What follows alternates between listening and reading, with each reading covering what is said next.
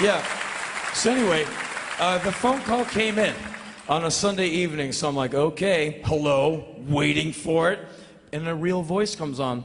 Hey, Henry, it's Adam Rifkin. How you doing?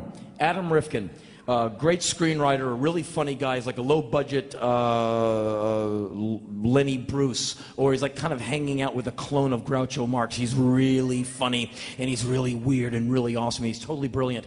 And he directed me in a movie called The Chase years ago, so he's a totally subversive, crazy little motherfucker. Yeah, good man, solid guy. So he calls me, he's like, hey, Henry, listen, I got free tickets to go see the premiere of Quentin Tarantino's Kill Bill. How about you and me? We go to the film tomorrow night, Man's Chinese Theater. What do you say? Free film? Let's go. And so he comes over the next night, and we drive in my car over to the Man's Chinese Theater, and we park. And we have these two huge tickets that say, admit one to Quentin Tarantino's Kill Bill in huge letters. And we go walking up to the front of Man's Chinese Theater. Huge security guard goes, whoa, whoa, whoa, whoa, whoa, whoa, where are you scumbags going? And admittedly, we look a little low rent. I usually have this windswept bird's nest of gray hair, 4 or 5 days of beard growth with food objects swinging from it. Not that I'm slovenly, but I like to multitask. I like to work and stay working. So I work, I eat, I work, I eat. And my gray t-shirt usually has so many holes in it from the salsa burns that have gone through because of the heat of the salsa which I ingest. It now looks like an army of moths has attacked me. And the pants look like they've been slept in. They probably have. And there's evidence of great inspiration here and there. What can I say? What are you gonna do? So we look a little, you know, we're under 6 foot. We look a little, So the guy goes, whoa, whoa, whoa, whoa, where are you shit heels going? You can't panhandle in here. And we hold up our tickets. No, we have tickets. He's like, okay, hold on a second. Yeah, I've got 2 scumbags at the gate. Oh, no, don't. You'll see when they walk in. Yeah, just make sure they don't touch anything. Okay.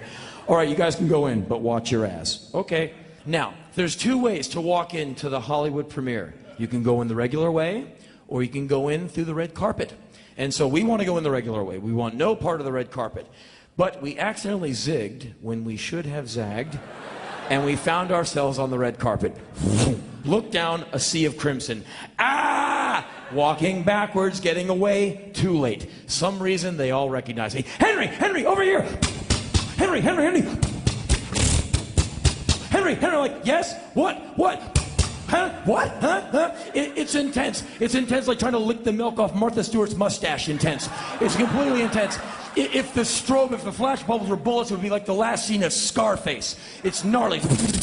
I'm like, ah. Poor Adam. He's never had a photo taken of him in his life. He's a screenwriter. He lives underneath his desk with only the glow of his laptop to keep him company.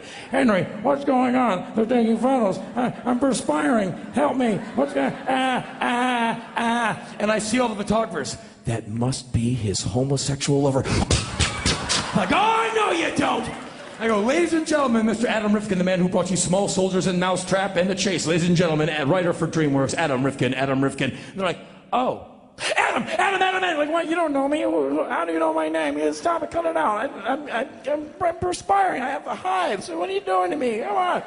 One thing you should not do when they're taking 80 photos of you a second is talk, dance, and say, we're bullshitting ourselves into the film, because every picture that comes out, you either look tired, high, or mentally challenged. And so every photo, we're like,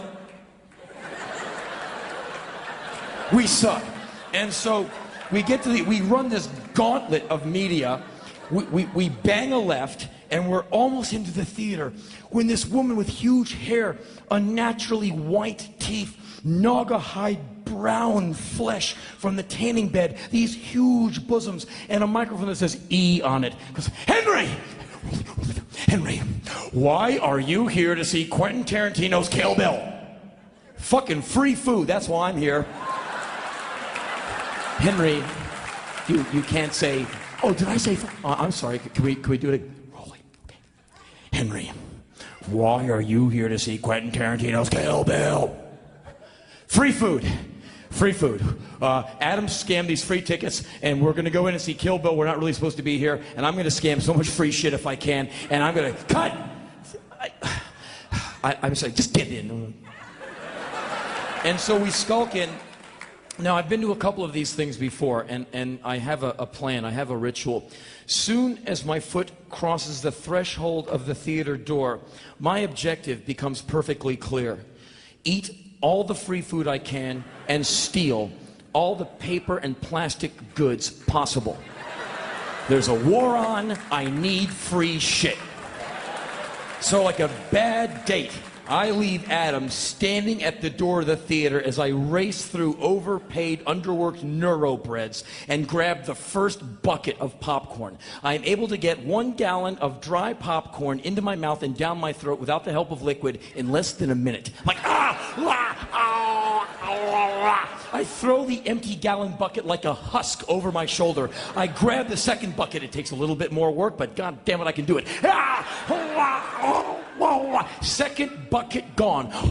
I go staggering towards the sporks, forks, spoons, knives, napkins, and straws. I steal all of them. Down my ass crack, into my pockets, down my shirt, in my socks. I am ready for what? Many picnics. I don't know. And so, with all of that stolen, I stagger back to the popcorn, grab the third bucket, which I can't possibly eat, but I must demarcate my territory by spitting into it, thus staking my claim. Like, so I show a lot of gum and teeth as I defend my food. Much like Rosie O'Donnell at feeding time. If you go... True. If you've ever seen the shots, the overhead shots of her trough at 5:30, there's a sign that says, don't go anywhere near the Rosie from 5:30 to 7 p.m. Johnny, you'll lose a finger to that woman. And you can see her with Queequeg's harpoon sticking out of her side. I know you've seen it. And so anyway, I'm holding on to my popcorn, and the lights start to flash. It's time to shut up and sit down and see the film. So anyway, the film starts. I'm not the biggest fan of the film. It felt like it took 5 days. And so 5 days later, the film, the lights come up, and Adam looks at me, he goes, so, how about we go to the after party and eat a bunch of free food? Free food during wartime? We take off to the after party. Now, there's a wonderful thing with a post-movie after party ritual. No one in the entertainment industry can be seen to have an appetite. You are supposed to survive on ambition and hatred and nicotine. It's the Sharon Stone method. And so eaters are very lonely at these things. And so Adam and I go running through all these beautiful people at this sushi bar, which we see in the back. And we're like, running mouth first at this sushi guy's like, no, because we're like, incoming, and we go, boom, and we land jaws on the counter, And the guy's very polite. Yes, sirs, what can I do for you? You want sushi? Okay, well, here's some trays of sushi. You want me to feed you? Okay, sir. I don't know. It cost me my job. Jeez, look at the feeding response on this guy. That's kind of cool.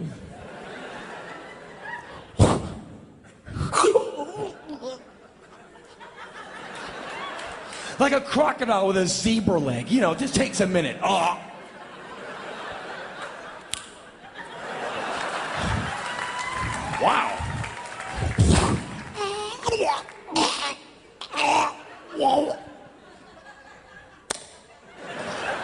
He's like, yeah, you guys are too intense for me. And there's all these trays of sushi standing there, unloved. No one's going to take them home. It's like that little orphan with the big eyes and the flat spot on his head. Heart of gold, but no one wants him. Don't worry, I love you, sushi. And I'm just like grabbing the sushi off the trays and putting into these huge balls of seaweed and rice and cramming them down my ass crack, into my pockets, into my socks, into my ears, stealing bottles of soy sauce, wasabi behind the ears, rubbing it into my scalp. I can get it later. And so now I have like 14 pounds of sushi, straws, sporks, forks, spoons, knives, and napkins. I go staggering away from the sushi bar with Adam, and we go into the foyer of the party to watch the beautiful people cavort. And we're kind of like leaning obscenely up against these pillars with our guts like, it's all free.